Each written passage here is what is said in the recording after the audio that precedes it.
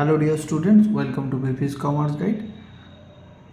এই ভিডিওতে আমরা ডিভিডেন্ড ডিসিশনের নেক্সট যে মডেলটা আছে গর্ডনস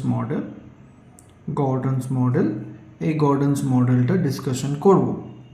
তো ফার্স্ট আমরা কি করেছি, একটা এক্সাম্পলস নিয়ে নিয়েছি মডেলটাকে ভালোভাবে বোঝার জন্য, যেখানে আমার দেওয়া আছে profit before tax, tax rate, retention ratio, number of share outstanding shares দেওয়া আছে, ইকুইটি ক্যাপিটালাইজেশন রেট বলে দেওয়া আছে, rate of return on investment বলে দেওয়া আছে।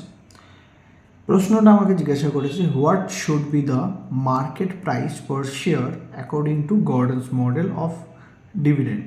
তো এই মডেল অনুযায়ী আমাকে কোম্পানির শেয়ার ভ্যালুটা বের করতে হবে। তো আমরা ফর্মুলাটাও লিখে নিয়েছি। ফর্মুলাটা হচ্ছে P equal to, that means P হচ্ছে এখানে price, P equal to E1 minus B whole divided by K minus B into R.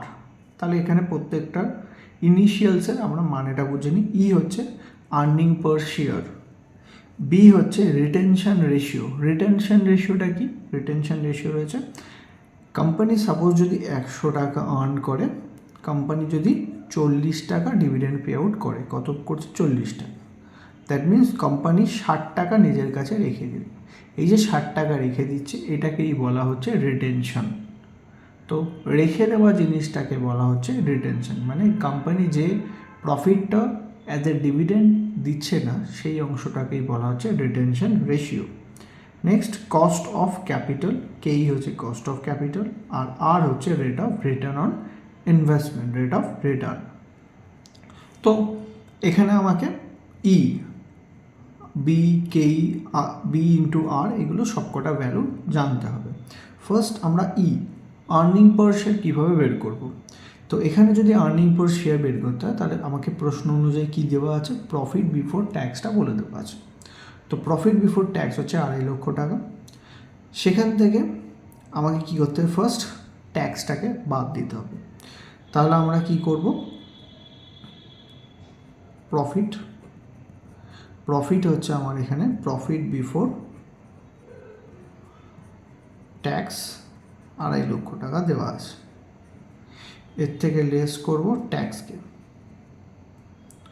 Tax at the rate 40%। তো ট্যাক্স বাদ দিয়ে দিই। তো 1 লক্ষ টাকা ট্যাক্স দিতে হচ্ছে, মাইনাস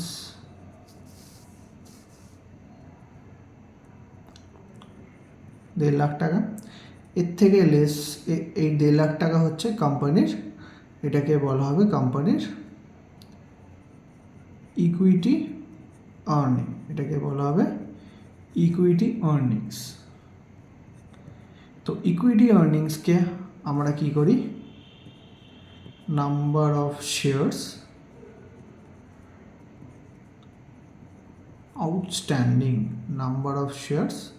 আউটস্ট্যান্ডিং দিয়ে ডিভাইড করে দিই। নাম্বার অফ শেয়ার আউটস্ট্যান্ডিং আমাকে এখানে বলে দিয়েছে 50,000। তো 50,000।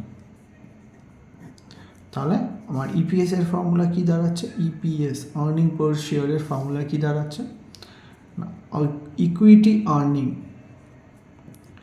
Equity earnings whole divided by number of shares outstanding. তাহলে 1.5 লাখ বাই 50,000 করলে হচ্ছে আমার ₹3।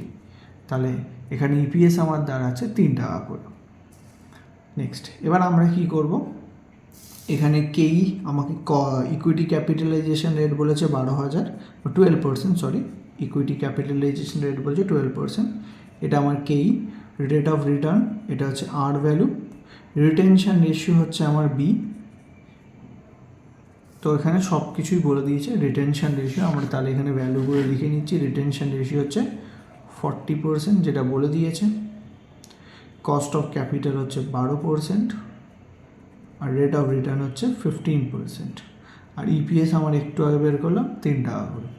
এবার আমরা এই ফর্মুলার মধ্যে সবকটা ভ্যালু কী করব? পুট করে দেবো। তাই এর মধ্যে আমরা সবকটা ভ্যালু পুট করি। তো ফার্স্ট ই হচ্ছে আমার 3, ওয়ান মাইনাস বি, বি কত 40%, তাহলে 40% তার মানে 0.40।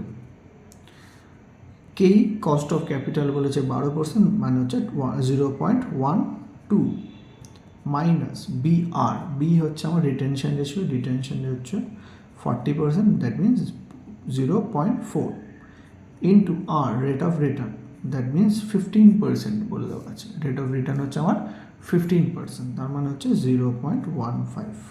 এবার এটাকে আমাকে কী করতে হবে, সলভ করতে হবে।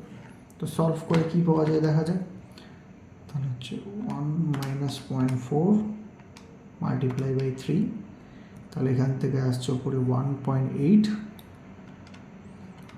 4, 2.15 মাইনাস 0.12, তাহলে ডিভাইড 0.06।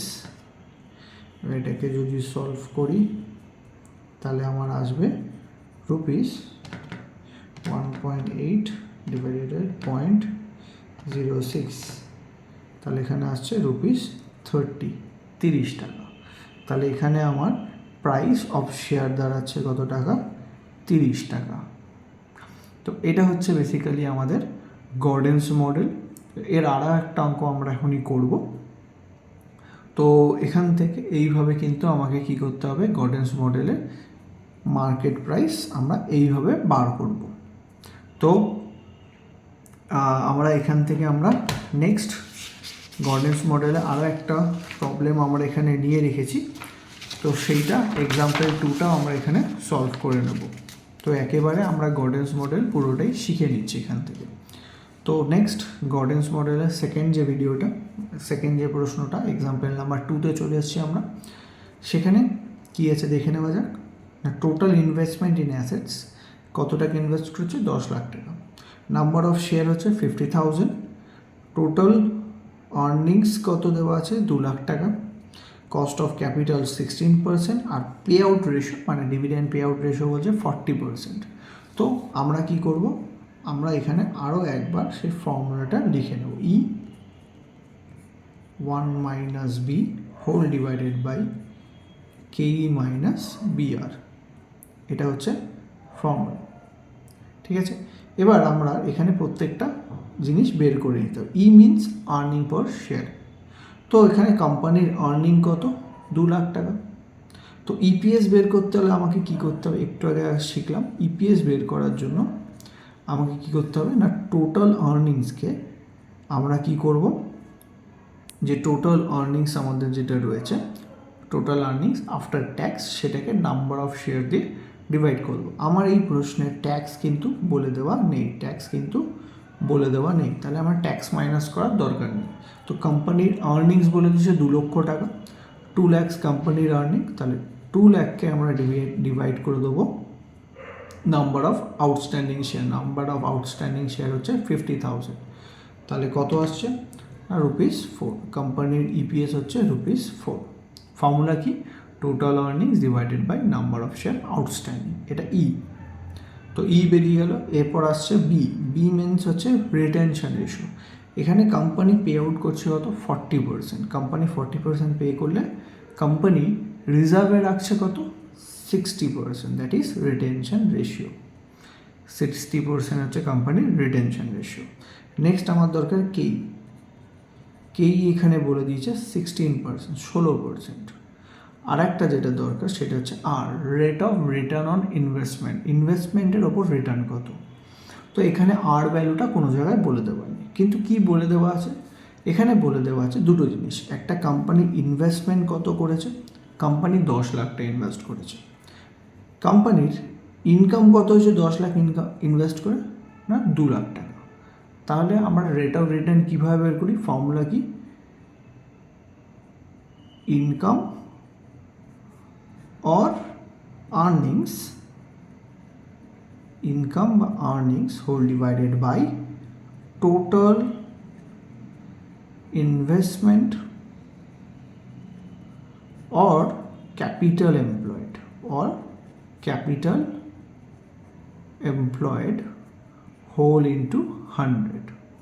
তো এখান থেকে আমরা এবার টোটাল ইনকাম কত, আর টোটাল ইনকাম কোম্পানির 2 lakh, whole divided by capital employed হচ্ছে 10 লাখ মাল্টিপ্লাই বাই 100। তো কোম্পানির রেট অফ রিটার্ন হচ্ছে 20%, আর কত 20%। এবার আমরা কি করবো, একটা একটা করে এখানে সবকটা ভ্যালু বসিয়ে নেবো। তো কত, বেরিয়েছে আমার 4 টাকা, 4 1 মাইনাস বি হচ্ছে আমার এখানে 60%, তাহলে 0.6 হোল ডিভাইডেড বাই কেই কত আমার, এখানে বলে দিচ্ছে 16%, হচ্ছে আমার 16%, তাহলে 0.16 মাইনাস বি হচ্ছে আমার রিটেনশন হচ্ছে 0.6, আর হচ্ছে 20%, 0.2। এবার এটাকে সলভ করি।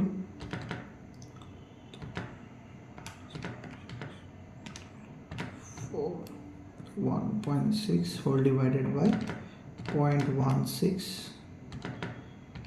6 into 0.2 plus 6, তাহলে 0.04 rupees, 1.6 whole divided by 0.04, তো rupees 40।